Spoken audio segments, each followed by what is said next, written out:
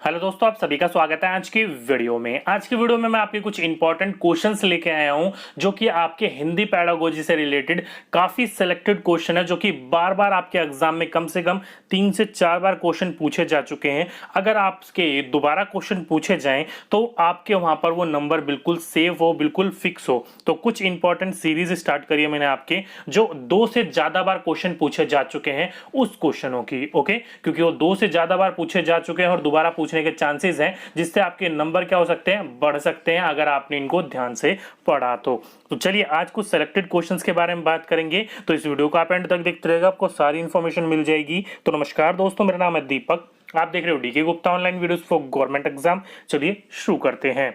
तो आज का पहला क्वेश्चन क्या है, देखिए, भाषा सीखने और भाषा अर्जित करने में अंतर का स्वप्रमुख कारण है। ये क्वेश्चन आप देख चुके हो, कम से कम नहीं तो 4 से 5 बार ये क्वेश्चन पूछा गया है कि भाषा सीखने और भाषा अर्जित करने में अंतर क्या होता है। तो ध्यान रखिएगा, भाषा सीखना जैसे कि आपकी लैंग्वेज 2 जो होती है, चाहे वो इंग्लिश हो, हिंदी हो, अंग्रेजी हो, मराठी हो, तमिल, तेलुगु, उड़िया, कोई सी भी हो, जो कि आप क्या करते हो, भाषा सीखने के लिए कोचिंग में जाते हो, कोचिंग सेंटर लेते हो, सीखने का प्रयास करते हो, अपना क्या कर लगाते हो वहां पर पूरा का पूरा अपना दिमाग, अपना व्यक्तित्व और अपना टाइम देते हो वहां पर, उसे कहते हैं भाषा सीखना। और भाषा अर्जित में कभी भी कोई भी कोचिंग नहीं ली जाती, वो अपने आप ही आप अर्जित करते रहते हो समय के साथ साथ में। इन दोनों के बीच में जो कारण होता है, प्रमुख कारण क्या होता है, वो होता है आपका परिवेश का, मतलब आसपास के वातावरण का। जैसे कि आपका हिंदी है भाषा, समझ लो पहली लैंग्वेज, आप हिंदी भाषा परिवार के हो, तो आपका आसपास का वातावरण कैसा है, हिंदी का, इसलिए आप हिंदी क्या कर लेते हो, सीख लेते हो। कभी भी आपने हिंदी सीखने के लिए कोचिंग या किसी क्लास में गए हो, नहीं। लेकिन इंग्लिश सीखने के लिए, तमिल सीखने के लिए, तेलुगु सीखने के लिए आपको जाना पड़ेगा, अगर आपकी वो लैंग्वेज 2 है तो। इसलिए ऑप्शन नंबर 3 इसका बिल्कुल सही आंसर होगा। दोनों के बीच में क्या अंतर होता है, भाषा परिवेश का। जैसा परिवेश होगा उस प्रकार की आपको भाषा सीखने में मदद होगी। ओके, नेक्स्ट क्वेश्चन क्या बोल रखा है, नैना पहली कक्षा में पढ़ती है, वह मुझे लड्डू बहुत अच्छा लगता है, मैं थक गई आदि वाक्यों का प्रयोग करती है। तो यहां पर देखो, नैना की जगह कुछ और भी दे सकता है, लेकिन वहां पर आपका क्या कर रहा है, नैना कैसी है, एक फीमेल है, एक स्त्री है, जो कि क्या बोल रही है, मुझे लड्डू बहुत अच्छे लगते हैं, मतलब वो लिंग का इस्तेमाल अच्छा कर रही है, वो उसके साथ साथ में स्वरनाम का अच्छा इस्तेमाल कर रही है। और आगे बोल रखा है मैं थक गई। अब वहां पर वो अगर उसको व्याकरण का ज्ञान नहीं होता तो क्या बोल सकती थी, मैं थक गया या फिर और किसी प्रकार का, लेकिन उसको पूर्ण रूप से व्याकरण का ज्ञान है। तो देखा जाए तो ऑप्शन नंबर 4 इसका बिल्कुल सही आंसर था आपका, लिंग, वचन, क्रिया आदि की दृष्टि से स्वरनाम का प्रयोग करना जानती है। मतलब जो स्वरनाम हो उसको लिंग, वचन व क्रिया के नाम पर आपका सही तरीके से वो उपयोग कर रही है। और वैसे भी मैंने आपको कई बार बोला है, जिसमें भी आपका केवल, किंतु, लेकिन, परंतु, देखो तीनों ऑप्शन में आपके केवल केवल केवल, वो आपका 99.99% आंसर गलत होता है। ओके, तो ध्यान रखिएगा इस बात को भी। टिप एंड ट्रिक से कल एक वीडियो भी अपलोड करी थी। तो ऑप्शन नंबर 4 इसका बिल्कुल सही आंसर था। नेक्स्ट क्वेश्चन, अधिगम डैश है। तो अधिगम क्या है आपका, परिवर्तनशील, अपरिवर्तनशील, रूढ़ या अप्रासंगिक। तो ध्यान रखिएगा, अधिगम जो होता है वो आपका समय के साथ और सीखने सिखाने की क्रिया में क्या होता है, आपका परिवर्तनशील होता है। जो आज आपकी किसी व्यक्ति के प्रति सोच है, किसी के प्रति अधिगम है आपका, वो आगे आने वाले साल में चेंज भी हो सकता है या उस प्रकार का भी रह सकता है। इसलिए आपका अधिगम क्या होता है, पूर्ण रूप से क्या होता है, परिवर्तनशील होता है। तो ऑप्शन नंबर 1 इसका बिल्कुल सही आंसर था। नेक्स्ट क्वेश्चन, एक 3 साल के बच्चे से किसी भी एक विषय पर बातचीत की जा सकती है और या फिर जो उसके दायरे में आता है। ध्यान रखिएगा, एक 3 साल का बच्चा है जो कि किस विषय में उससे बातचीत करनी चाहिए, जो उसके दायरे में आएंगे, संज्ञानात्मक, सामाजिक, भावनात्मक या सांस्कृतिक। तो ऑप्शन नंबर 1 इसका बिल्कुल सही आंसर होगा कि उस बच्चे के अनुसार, उस बच्चे के दिमागी विकास के अनुसार जो उसकी क्षमता है, जो उसकी संज्ञानात्मक विकास है, जो उसकी चिंतन मनन और स्तर करने की चीजें हैं, उस तरह की बातों को आप बात कर सकते हो 3 साल के बच्चे से। अगर आप 3 साल के बच्चे से डायरेक्टली ये क्वेश्चन तो नहीं पूछ सकते ना कि पृथ्वी के बाहर क्या क्या क्रियाएं हो रही हैं, वो उस उम्र के बच्चे के उसके दायरे के अंदर नहीं आती है। जो उसका संज्ञानात्मक विकास है, उसका जो दिमागी रूप है, उसके स्तर में, उसके दायरे में रहकर उससे आप क्वेश्चन पुट अप कर सकते हो। तो ऑप्शन नंबर 1 इसका बिल्कुल सही आंसर था। नेक्स्ट क्वेश्चन, चोम्स्की के अनुसार, तो चोम्स्की ने अपनी भाषा के ऊपर जीन पियाजे और वाइगोस्की ने अपने अपने कुछ विचार दिए थे। चोम्स्की ने क्या कहा था कि बच्चे के अंदर जन्म से ही LAD होता है, लैंग्वेज एक्विजिशन डिवाइस होता है, उसके अंदर सार्वभौमिक व्याकरण उसके अंदर जन्म से ही होता है। तो क्या होगा इसका आंसर, देख सकते हो ऑप्शन नंबर कौन सा होगा इसका बिल्कुल सही आंसर, ऑप्शन नंबर पहला इसका बिल्कुल सही आंसर था कि भाषा की क्षमता जन्मजात होती है। चोम्स्की के अनुसार यही कहा गया था कि बच्चा क्या होता है, इनबॉर्न उसके अंदर एबिलिटी होती है भाषा को सीखने की, भाषा को प्रयोग करने की। ओके, तो ऑप्शन नंबर फर्स्ट इसका बिल्कुल सही आंसर था। नेक्स्ट क्वेश्चन, भाषा के शब्द के अर्थ स्पष्ट करने की अपेक्षाकृत ज्यादा बेहतर पद्धति है। तो आपका भाषा के शब्द का अर्थ स्पष्ट करने के लिए कौन सी बेहतर पद्धति होगी? पहला, शिक्षण द्वारा स्वयं अर्थ स्पष्ट करना, मतलब शिक्षक जो होगा आपका उसमें आपका क्या कर रहा है, वो खुद ही स्पष्ट कर रहा है सभी अर्थों को। या फिर व्याख्यान प्रयोग द्वारा बच्चों को या का अर्थ का अनुमान लगाने के लिए अवसर देना। कल आपको एक मैंने टिप एंड ट्रिक्स बताई थी, उसमें बोला था मैंने आपके अवसर देना, मौके देना या फिर वातावरण प्रदान करना, इस प्रकार के आंसर आपके बिल्कुल सही होते हैं। तो ऑप्शन नंबर सेकंड इसका बिल्कुल सही आंसर होगा कि अगर किसी चीज का, किसी शब्द का किसी अर्थ बताना है आपको बच्चों को, तो सबसे अच्छा होगा कि व्याख्यान प्रयोग के लिए बच्चों के अर्थ निकालने के लिए बच्चों को ही क्या दिया जाए, उस प्रकार का अवसर दिया जाए, उस प्रकार के मौके दिए जाएं, तो बच्चा क्या होगा, खुद सीखेगा। तो ऑप्शन नंबर सेकंड इसका बिल्कुल सही आंसर था।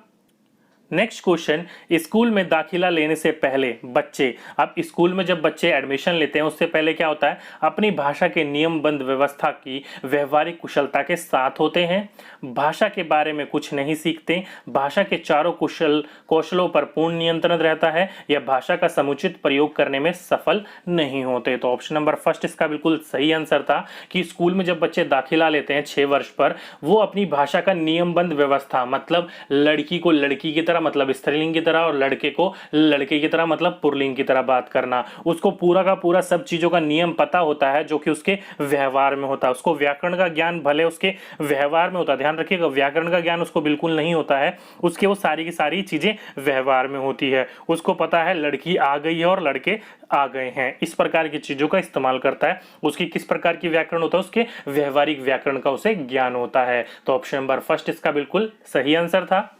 नेक्स्ट क्वेश्चन, सुलेखा जब तब अपने बच्चों के साथ बातचीत करती रहती है वह, तो ध्यान रखिएगा सुलेखा एक, वो अपने बच्चों के साथ बातचीत करती रहती है, वो क्या होगा, सदैव बच्चों की परीक्षा ले रही है, समय नष्ट कर रही है, बच्चों को भाषा अर्जित करने के लिए प्रवेश दे रही है। तो ऑप्शन नंबर थर्ड इसका बिल्कुल सही आंसर है कि वो बच्चों से क्या कर रही है, बार बार वार्तालाप कर रही है, कभी भी किसी वक्त भी। तो क्या कर रही है वो बच्चों को, तो बच्चों को मौका प्रदान कर रही है, भाषा अर्जित करने के लिए प्रवेश दे रही है। तो ऑप्शन नंबर थर्ड इसका बिल्कुल सही आंसर था। नेक्स्ट क्वेश्चन, अर्थ की गहनता को समझने में कौन सी पद्धति सर्वाधिक रूप से सहायक है। तो ये वाला क्वेश्चन तो आप देखते ही लगा लेना चाहिए था आपको कि किसी के भी अर्थ को अच्छी तरीके से समझने के लिए किस प्रकार का पाठन करते हो, आप मौन पाठन करते हो। जैसे कि आपने देखा होगा अभी आपके सीटेट के एग्जाम चल रहे हैं, तो कुछ किताब आप धीरे से पढ़ते होंगे, कुछ क्या सारी चीजें आप क्या पढ़ते होंगे, मौन पाठन, यानी कि अपने मन मन में चिल्ला चिल्ला के तो नहीं पढ़ते ना सर, पाठन तो नहीं करते ना, क्यों, क्योंकि वो बच्चों के लिए होता है। किसी भी चीज को भी अर्थ ग्रहण करने के लिए आप क्या करते हो, उसका मौन करते हो, अपने मन मन में ही किताब को देखकर पढ़ते रहते हो। तो मौन पाठन के द्वारा अर्थ की गहनता को समझने में सबसे ज्यादा महत्वपूर्ण सहायता करता है वो। नेक्स्ट क्वेश्चन, भाषा की कक्षा में आप किस बात पर सर्वाधिक बल देंगे। भाषा की कक्षा है, सबसे ज्यादा महत्वपूर्ण आपके लिए क्या होगा वहां पर, भाषा की परीक्षा, भाषा प्रयोग संबंधित गतिविधियों में सभी बच्चों की सहकारी भागीदारी। तो ऑप्शन नंबर सेकंड ही इसका बिल्कुल सही आंसर था कि भाषा के प्रयोग जब भी हो रहा हो, उससे संबंधित जब गतिविधियां करवाई जा रही हो, उसमें क्या करना है आपको, सभी के सभी बच्चे पार्टिसिपेट कर रहे हैं, आपको वहां सक्रिय भागीदारी है या नहीं है, इन चीजों के ऊपर हमें फोकस करना चाहिए। तो ऑप्शन नंबर सेकंड इसका बिल्कुल सही आंसर था। नेक्स्ट क्वेश्चन, भाषा सीखने सिखाने के संदर्भ में कौन सा कथन सही नहीं है। ये तो लगा लो कम से कम 5 से 6 बार क्वेश्चन पूछा जा चुका है कि भाषा सीखने सिखाने के संदर्भ में कौन सा आपका सही नहीं हो सकता। तो देखते ही लगा लेना चाहिए था आपको ऑप्शन नंबर 4 कि भाषा विद्यालय में अर्जित की जाती है, यानी कहने का तात्पर्य इसका यहाँ पर ये है कि भाषा केवल विद्यालय में ही सीखी जाती है और कहीं नहीं सीखी जाती। ये तो बिल्कुल ही गलत है। ध्यान रखिएगा जो बच्चा होता है स्कूल में प्रवेश लेने से पहले ही आपको कम से कम उसको 2 या से अधिक भाषाओं का ज्ञान हो जाता है। तो ऑप्शन नंबर 4 इसका नहीं था और हमसे नहीं ही पूछा गया था। नेक्स्ट क्वेश्चन, विद्यालय आने से पूर्व बच्चे के पास, तो बच्चे जब विद्यालय में आते हैं तो उसके पास क्या होता है, 5000 व्याख्याएं होते हैं। दूसरा, अपनी भाषा की जटिल और समृद्ध संरचनाएं होती है। तीसरा, अपनी भाषा का संपूर्ण बाल साहित्य होता है। या चौथा, 5000 शब्द होते हैं। तो ध्यान रखिएगा, ये जो शब्दों की बात करी जा रही है ये कहीं पर भी आपका पूर्ण रूप से डिस्ट्रीब्यूट नहीं होता है कि 5000, 10,000 या उसका कुछ अप्रोक्सीमेटली नंबर सिस्टम होते हैं। ओके, लेकिन यहाँ पर इसका उत्तर जो देना सबसे सही रहेगा वो होगा ऑप्शन नंबर सेकंड, कि भाषा की जटिल और समृद्ध संरचनाएं, यानी कि भाषा का प्रयोग किस प्रकार से करना है, किस प्रकार से अपने व्यवहार में लाकर उसको व्याकरणीय रूप में प्रयोग करना है, उन चीजों का ज्ञान बच्चों के अंदर आ जाता है, उन चीजों का बच्चों के अंदर समझ आ जाती है। वो अपने विचार को दूसरों के सामने प्रकट कर सकते हैं और दूसरों के विचार को समझ सकते हैं। तो ऑप्शन नंबर सेकंड इसका बिल्कुल सही आंसर था। नेक्स्ट क्वेश्चन, भाषा अर्जन और भाषा अधिगम के संदर्भ में कौन सा कथन सही नहीं है? तो इनमें से कौन सा आपका भाषा अर्जन और भाषा अधिगम के संदर्भ में कौन सा कथन सही नहीं है? पहले क्वेश्चन पूछा गया था कौन सा इन दोनों के बीच में अंतर है, अब पूछा जा रहा है इसमें कौन सा सही नहीं है। पहला बोल रखा है भाषा अर्जन में विभिन्न संकल्पनाएं मातृभाषा में बनती है। दूसरा बोल रखा है भाषा अधिगम में कभी भी अनुवाद का सहारा नहीं लिया जाता। तीसरा, भाषा अर्जन सहज और स्वाभाविक होता है जबकि भाषा अधिगम प्रयासपूर्ण होता है। ये तो बिल्कुल ही आपका राइट आंसर था और ये सही भी है कि भाषा अर्जन क्या होता है वो स्वाभाविक हो जाता है, लेकिन अधिगम क्या होता है हमें अपना प्रयास करना पड़ता है, कोचिंग्स में जाना पड़ता है। और चौथा है सांस्कृतिक विभिन्नताएं भाषा अर्जन और भाषा अधिगम को प्रभावित करने वाला महत्वपूर्ण कारक है। तो ये तो बिल्कुल सही बात है, आपका जो सांस्कृतिक विभिन्नताएं होती हैं उससे भी रिलेटेड आपके भाषा सीखने सिखाने को प्रभावित होता है, चाहे वो अर्जन हो चाहे वो अधिगम हो। लास्ट तो दोनों ऑप्शन बिल्कुल सही है, लेकिन ऑप्शन ए और दो में से एक आपको ऐसा चुनना है जो सही नहीं होगा। तो ऑप्शन नंबर सेकंड देखने से पता लग जाना चाहिए आपको, कभी भी रटने के ऊपर अनुवाद के ऊपर बात फोकस नहीं किया जाता। तो जो कौन सा कथन नहीं था वो आपका ऑप्शन नंबर सेकंड इसका बिल्कुल सही था कि भाषा अधिगम में कभी भी अनुवाद का सहारा नहीं लिया जाता। उसमें सीखने सिखाने की प्रक्रिया में जो आप सीख रहे हो वो क्या करवाया जाता है, आपका अनुवाद का सहारा नहीं लिया जाता, और ये आपका गलत था। ओके, तो ऑप्शन नंबर सेकंड इसका बिल्कुल सही आंसर था।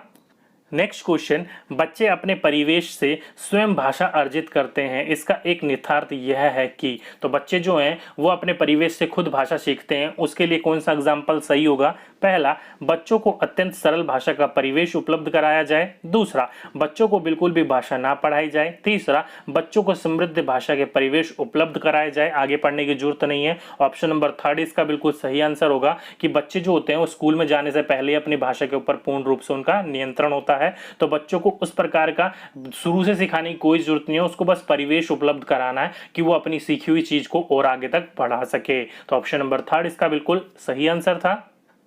नेक्स्ट क्वेश्चन, एक बहुसांस्कृतिक पृष्ठभूमि वाले कक्षा में भाषा सीखने के बारे में कौन सा विचार उचित है? तो ध्यान रखिए कैसी क्लास है आपकी, बहुसांस्कृतिक है, मतलब एक से या फिर दो से अधिक प्रकार के आपके समाज के व्यक्ति या बच्चे वहां पर आते हैं पढ़ने के लिए। तो भाषा सीखने के बारे में कौन सा विचार उचित होगा? पहला, अत्यधिक पुस्तकों का निर्माण किया जाए। दूसरा, भाषा सीखने के लिए व्याकरणीय नियमों का या और अत्यधिक प्रयोग होना चाहिए। तो ये तो बिल्कुल ही गलत होगा कि व्याकरणीय नियमों के लिए उसके लिए अनेक से अनेक प्रकार की सीखनी चाहिए। वैसे भी मैंने आपको कल एंड ट्रिप एंड ट्रिक्स में बताया था, कभी भी व्याकरण के ऊपर ज्ञान नहीं दिया जाता, व्याकरण के ऊपर जोर नहीं दिया जाता, वो आपके बाद में जाकर जब आप उच्च में चले जाते हो वहां पर व्याकरण पर जोर दिया जाता है। ओके, तीसरा बोल रखा है भाषा परिवेश का निर्माण किया जाए ताकि भाषा अर्जन की सहज स्थिति बन सके, और यही आपका बिल्कुल सही आंसर होगा कि भाषा परिवेश का आपको निर्माण करना है, क्योंकि आपकी क्लास कैसी है, बहुसांस्कृतिक है, आपके वहां पर भाषाओं को जानने वाले बच्चे हैं, तो उसके लिए उस प्रकार का परिवेश आपको उपलब्ध कराना है जिसमें भाषा अर्जन में क्या होगी, आपकी वो सहायता करेगी और बच्चों को सीखने सिखाने की प्रक्रिया का आगे लेकर जाएगी। तो ऑप्शन नंबर थर्ड इसका बिल्कुल सही आंसर था। नेक्स्ट क्वेश्चन, प्राथमिक स्तर पर भाषा शिक्षण का उद्देश्य है। तो प्राथमिक स्तर पर आपका भाषा शिक्षण का क्या उद्देश्य है? साहित्य की विधाओं के परिचित कराना। दूसरा, हिंदी के विविध रूपों से परिचित कराना। कुशल लेखक बनाना या कुशल वक्ता बनाना। तो ध्यान रखिएगा यहाँ जब प्राथमिक स्तर होता है, प्राथमिक स्तर पर किस चीज पर जोर दिया जाता है, तो बच्चे की जो भाषा है वो अपनी भाषा पर उसका इतना अधिकार हो जाए कि अपनी भावनाओं को दूसरों के सामने प्रकट कर सके और दूसरे की भावनाओं को समझ सके। आपके प्राथमिक लेवल पर इतना होता है। तो यहाँ पर क्या होगा, तो ऑप्शन नंबर यहाँ पर बिल्कुल जो सही होगा वो होगा आपका ऑप्शन नंबर फोर्थ, कुशल वक्ता बनाया जाए। मतलब अपनी चीज को दूसरों के सामने व्यक्त कर सके और दूसरों की बीच चीजों को समझ सके और अपनी उस बात पर रिप्लाई कर सके, वक्ता बनाना होता है उसको। ओके, तो ऑप्शन नंबर 4 इसका बिल्कुल सही आंसर था। नेक्स्ट क्वेश्चन, बच्चे घर समाज से, तो बच्चे जो होते हैं वो घर से और समाज से क्या करते हैं, अपनी भाषा अर्जित करते हैं। तो ऑप्शन नंबर 2 इसका बिल्कुल सही आंसर होगा। ध्यान रखिएगा, भाषा सीखते नहीं है, भाषा अर्जित करते हैं, एक्वायर करते हैं। ये इंपॉर्टेंट टर्म है, अर्जित करना, ध्यान रखिएगा, सीखने नहीं होता है। ओके, वो धीरे धीरे सीखते हैं, लेकिन किस चीज से, एक्वायर करके, अर्जित करके। तो ऑप्शन नंबर 2 इसका बिल्कुल सही आंसर था। नेक्स्ट क्वेश्चन, प्राथमिक स्तर की शिक्षा में संप्रेषण का माध्यम मतलब कम्युनिकेशन, बातचीत करने का माध्यम डैश होना चाहिए, क्योंकि इसी भाषा में ही बच्चे की मस्तिष्क सबसे पहले क्रियाशील होता है। देखते ही लगाओ, मातृभाषा, मदर टंग में आपकी जो होनी चाहिए वो प्राथमिक स्तर पर शिक्षा होनी चाहिए, और संप्रेषण यानी कम्युनिकेशन भी उसी में होना चाहिए। बातचीत जो होती है वो भी अब किस में होनी चाहिए, मातृभाषा में। क्यों, क्योंकि गांधी जी ने 1935 में जब आपकी उन्होंने शिक्षा नीति बनाई गई थी, जब बना रहे थे वो, तब उन्होंने कहा था प्राथमिक लेवल पर ही बच्चों को क्या होनी चाहिए, सीखने सिखाने की प्रक्रिया में मातृभाषा का इस्तेमाल करना चाहिए। क्योंकि बच्चा जो है वो शुरू से ही अपनी मातृभाषा में क्या कर रहा होता है, सीख रहा होता है, सारी चीजों को समझ रहा होता है, इसलिए उसका मातृभाषा क्या होती है, अच्छी पकड़ होती है, और सीखने सिखाने की प्रक्रिया में वो क्या लेगा, अच्छा महत्वपूर्ण दिखाएगा अपनी प्रक्रिया को। इसलिए ऑप्शन नंबर 2 इसका बिल्कुल सही आंसर था। नेक्स्ट क्वेश्चन, चॉम्स्की के अनुसार बच्चों के पास भाषा सीखने की क्षमता जन्मजात होती है, अतः हिंदी भाषा की कक्षा में बच्चों को, तो बच्चे जो चॉम्स्की ने साफ कहा था कि बच्चे जो होते हैं वो भाषा सीखने की क्षमता क्या होती है, उनके पास जन्मजात होती है। तो बच्चे के पास शिक्षा तो जन्मजात है भाषा को सीखने की, लेकिन फिर उससे रिलेटेड हमें किस प्रकार का भाषा कक्षा में बच्चों को दिया चाहिए। तो ऑप्शन नंबर 1, विविध भाषा प्रयोग से परिचय प्राप्त करने के लिए अवसर दिए जाने चाहिए। दूसरा, व्याकरण के नियम को समझा दिए, ये तो ध्यान ही हटा ही दो क्वेश्चन देखते ही कि व्याकरण के नियम को समझाना, सिखाना, बताना, ये तो हटा ही दो ऑप्शन। तीसरा है, सतत एवं व्यापक आकलन की प्रक्रिया से मुक्त रखें और उन पर अनावश्यक बोझ न डालें। साफ बोल रखा है CCE, मतलब सतत एवं व्यापक आकलन को छोड़ देना है। और ध्यान रखिएगा, इसको कभी छोड़ना नहीं है, लगातार सारी चीजों का टेस्ट करते रहना होता है कि बच्चे ने कितना सीखा और कितना नहीं सीखा है। ओके, तो ऑप्शन नंबर 3 भी इसका गलत हो गया। अगर इसमें होता यानी कि सही होता, मुक्त रहने की बात नहीं होती, तो हो सकता था ये आंसर। बाकी चौथा क्या बोल रखा है, कुछ भी पढ़ाने की आवश्यकता नहीं है, ये तो बिल्कुल ही गलत हो गया कि बच्चा जो चीज जानता है उसको पढ़ाने की जरूरत है ही नहीं, तो ये भी आपका ऑप्शन गलत होगा। बचा आपका ऑप्शन नंबर 1 और वही सही आंसर था कि विविध भाषाएं मतलब अलग अलग भाषा का प्रयोग से परिचय प्राप्त करने के लिए अवसर दिए जाने चाहिए, मतलब उनको उस प्रकार के मौके मिलते रहने चाहिए। तो ऑप्शन नंबर 1 इसका बिल्कुल सही आंसर था। तो ये कुछ इंपॉर्टेंट क्वेश्चंस मैं सिलेक्टेड करके लाया था आपके 2011 से 18 में, जो कि 2 या 2 से अधिक बार पूछे गए हैं, बार बार करके। इसलिए ऐसी एक और आपके 2 वीडियोस और प्रोवाइड करवाऊंगा जो कि आपके क्वेश्चन जो हैं वो 2 से अधिक बार पूछे जा चुके हैं। क्यों, क्योंकि वो दोबारा पूछे के चांसेस हो सकते हैं आपके क्वेश्चन। ओके, तो दोस्तों आज की वीडियो में बस इतना ही। नीचे कमेंट बॉक्स में जरूर लिख के बताइएगा कि टोटल 20 क्वेश्चन में से आपके कितने क्वेश्चन बिल्कुल सही हुए, ताकि आपका मुझे फीडबैक मिल सके। तो दोस्तों आज की वीडियो में बस इतना ही। आपको अगर वीडियो अच्छी लगी हो तो नीचे जाके वीडियो को लाइक करना ना भूलिएगा, अपने दोस्तों के साथ शेयर करना ना भूलिएगा। अगर आपका कोई वीडियो के रिलेटेड कोई सुझाव हो तो नीचे कमेंट बॉक्स में जरूर लिखिएगा। अगर आपने चैनल को अब तक सब्सक्राइब नहीं कर रखा तो जल्दी से सब्सक्राइब कर लीजिए और उसके साथ में जो बेल आइकन होगा उसको भी दबा दीजिएगा, ताकि आने वाली वीडियोस का नोटिफिकेशन आपको टाइम टाइम मिलती रहे। तो आज की वीडियो में बस इतना ही। आपसे फिर मुलाकात होगी नेक्स्ट वीडियो में। जब तक के लिए जय हिंद, जय भारत।